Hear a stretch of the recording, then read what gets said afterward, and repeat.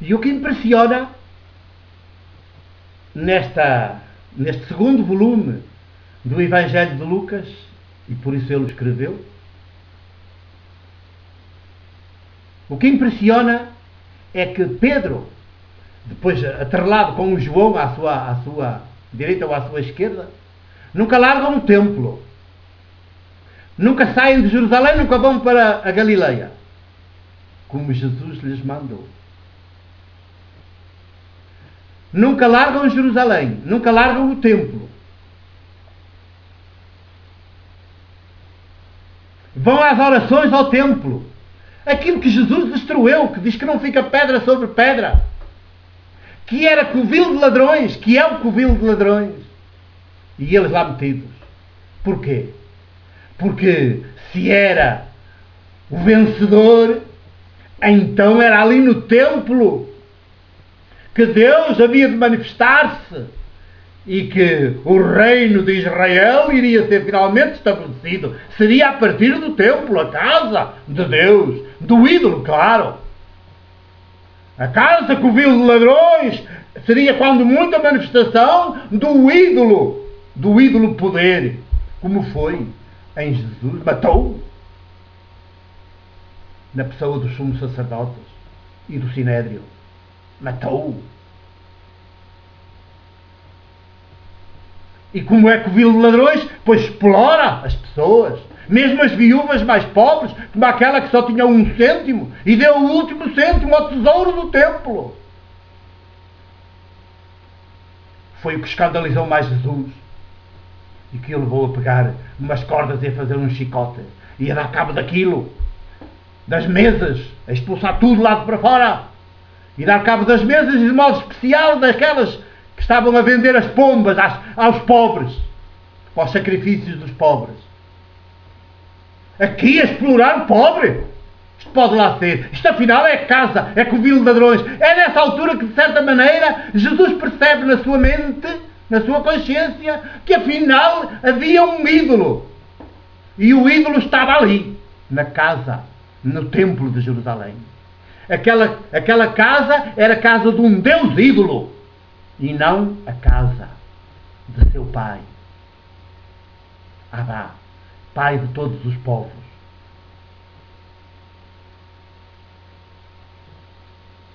E anda agora, como se juntaram umas quantas pessoas, em números são simbólicos, mas indicam um número razoável, uma quantidade significativa, era preciso começar a criar então estruturas de poder. E o chefe quem é? É o Pedro, claro. Tem de se afirmar como tal. E quer que essas pessoas que aderem, que o reconheçam como chefe. Ai delas se não o reconhecem como chefe. É quase como ao Papa, é como um galoco.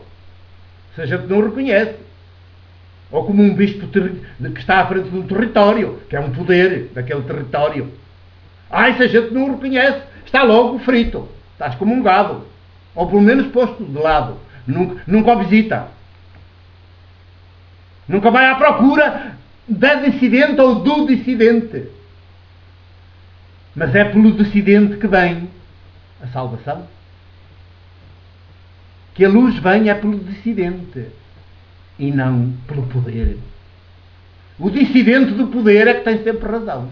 Não é o poder. E então, aqui começa-se a criar uma espécie de instituição. A instituição tem que ter uma organização, tem que ter chefes, intermediários, tudo o que Jesus não queria, nunca quis. Pois ele acabou logo, no início da sua proclamação de missão, disse: acabaram-se os intermediários, foi-se o tempo dos intermediários, Deus habita as pessoas, mais íntimo a elas do que elas próprias. Para que os intermediários? E lá estão eles aqui a organizar uma instituição. E o chefe é o Pedro, claro. E então afirma-se, andando lá pelo poder, pelo templo de Jerusalém, a frequentar aquelas coisas, tudo, que era para ganhar a simpatia de todos os judeus. E todos virem para o seu grupo, virem para a sua instituição.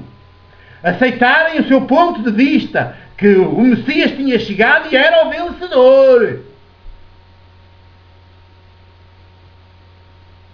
Isto é tão perverso. E o Lucas é isso que nos está a dizer. Porque é que a gente nunca viu? Não pode ver. Porque o cristianismo nega isto tudo. Nega. Portanto, o cristianismo, em vez de ver que esta narrativa, estes capítulos estão a dizer, a revelar, digamos que adotou o que aqui se diz como se fosse exemplar. Isto é perversão. E ele está a contar a perversão. Como o movimento de Jesus se perverteu no grupo dos 12. E não é que o cristianismo pegou nisto como se fosse uma coisa boa. E começa a justificar tudo o que construiu durante 20 séculos. Então hoje se lê estes textos para justificar o poder eclesiástico. É uma coisa absurda. Então isto foi escrito para denunciar esta tese do poder do Messias, do Messias vencedor. Porque em contraponto põe a pequenina comunidade clandestina, aonde o Pedro finalmente irá bater, a cuja porta irá bater, aqui no capítulo 12 desta narrativa, deste segundo volume. Mas até lá ele andou perdido, absolutamente perdido. Andou lá sempre a seguir aquela sua ideologia fanática do poder. A ver tudo ao contrário, tudo às avessas, tudo invertido. A narrativa está a dizer por onde, como isto se desviou, e a gente, em vez de se acautelar e dizer, nunca devemos ter estes vícios, nunca devemos cair nestes erros em que o grupo dos 12 caiu, pelo contrário, veem no grupo dos 12 um modelo, dizem que são sucessores do grupo dos 12, e são iguaizinhos a eles, sempre aí, cheios de privilégios, à frente de tudo, como os chefes incontestados, sempre a receber as honras de toda a gente, dos súbditos. Até parece que estamos ainda na monarquia e na Idade Média. Sempre com aquelas roupas exóticas, mesmo a pedir privilégios, a pedir honrarias, vénias, que se dobrem o joelho diante deles. Isto em nome de Jesus? Nada! Em nome do mítico Cristo! Em nome da idolatria. Isto é tudo idolatria. Nada de igreja, nada de Jesus, nada de fé de Jesus. Abramos os olhos. E então,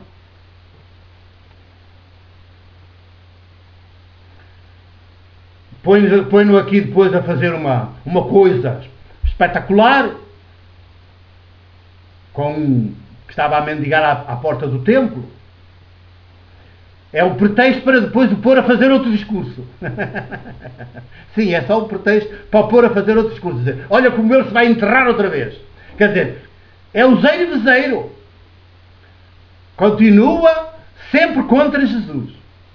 E agora a afirmar, como já não tem Jesus fisicamente presente para só pôr a ele, para lhe chamar, para lhe dizer retira-te, Satanás. Então agora vai ele, altaneiro, vai-se afirmar, não tem oposição. E afirma-se cada vez mais. De discurso em discurso, ele vai aprofundando o seu projeto de poder. E aqui já vai um bocadinho mais além. Depois daquela ação, que é assim, para deixar as pessoas de boca aberta, é uma narrativa, para deixar as pessoas de boca aberta, o que não acontece nunca com Jesus, porque Jesus deixa sempre, com as suas ações maiêuticas, deixa sempre as pessoas desafiadas a tornarem-se humanas quanto Ele,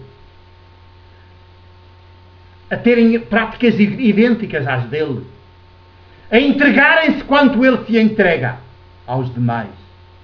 Não, aqui é para assustar, para assombrar, para ganhar as pessoas, a adesão das pessoas pelo medo, que é assim a estratégia do poder. Ganhar as pessoas pelo medo, pela encenação de coisas maravilhosas e tal, e as pessoas são ganhas pelo medo. Já prosseguiremos.